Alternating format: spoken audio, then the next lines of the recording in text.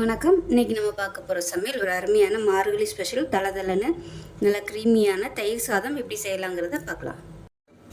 இப்போ ஒரு குக்கர் எடுத்துக்கலாம். ஏதாவது ஒரு கப் எடுத்துக்கோங்க. நான் இந்த டம்ளர் எடுத்திருக்கேன். இதில் 3/4 டம்ளர் அளவுக்கு பச்சரிசி எடுத்திருக்கேன். இப்போ நல்லா வாஷ் பண்ணிவிட்டு வந்துடலாம். இப்போ எந்த கப்பில் அரிசி எடுத்தோமோ அதே கப்பில் 1 கப் அளவுக்கு காய்ச்சி ஆற வச்ச பால் சேர்த்துக்கலாம். மீதி 3 டம்ளர் அளவுக்கு சாதாரண தண்ணி சேர்த்துக்கலாம். மொத்தம் 4 கப் அளவு தண்ணி சேர்த்துக்கலாம். 1 டம்ளருக்கு 4 டம்ளர் தண்ணி. இப்போ பொங்கி ஊற்றாமல் இருக்கிறதுக்காக லேசாக ஒரு 2 சொட்டு எண்ணெய் விட்டுக்கலாம். கொஞ்சமாக உப்பு சேர்த்துக்கலாம். இப்போ குக்கரை மூடி வச்சுட்டு நல்லா ஒரு 5 விசில் விட்டுட்டு நல்லா ஸ்டீம் போனதுக்கப்புறம் பார்க்கலாம். இப்போ சாதம் எப்படி இருக்குன்னு பார்க்கலாம். இப்போ நல்லா மசிச்சு விட்டுக்கலாம். மசிச்சுட்டு இது கொஞ்சம் ஆறட்டும். நான் தயிர் சூடாக ஊற்றக்கூடாது, கொஞ்சம் ஆறட்டும். இப்போ பாருங்கள் நல்லா ஆறிடுச்சு. இப்போ இந்த ஸ்டேஜில் எந்த கப்பில் நம்ம அரிசி எடுத்தோமோ அதே கப்பில் அதே அளவுக்கு தயிர் சேர்த்துக்கலாம். தயிர் கொஞ்சம் கூடவும் சேர்த்துக்கலாம், ஒன்றும் பிரச்சனை இல்லை. அது நல்லா கலந்து விட்டுக்கலாம்.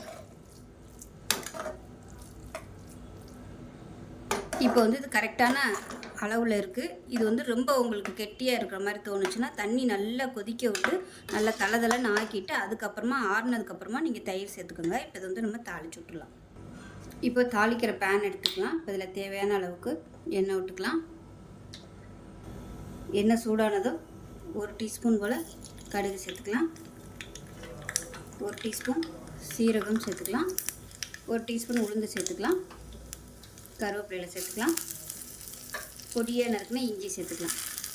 அது கூட ஒரு பச்சை மிளகாய், ஒரு 3 வரமிளகாய் விதையை எடுத்துகிட்டு சேர்த்துருக்கேன். இந்த வரமிளகாய் நல்லா வறுபடணும். இது எல்லாமே நல்லா வறுபட்டுருச்சு. இந்த தாளிப்பு எடுத்து அப்படியே நம்ம தயிர் சாதத்தில் சேர்த்துடலாம். இது கொஞ்சம் ஆறட்டும். இப்போ நல்லா ஆறிடுச்சு. இப்போ இந்த தயிர் சாதத்தில் சேர்த்துக்கலாம். ஏன்னா சூடோடு சேர்த்தோம்னா தயிர் சேர்த்துக்கையில் திரண்டு போயிடும். அதனால் தாளிப்பு கொஞ்சம் ஆறுனதுக்கப்புறம் சேர்த்துருக்கேன். அதை நல்லா மிக்ஸ் பண்ணிட்டுக்கலாம்.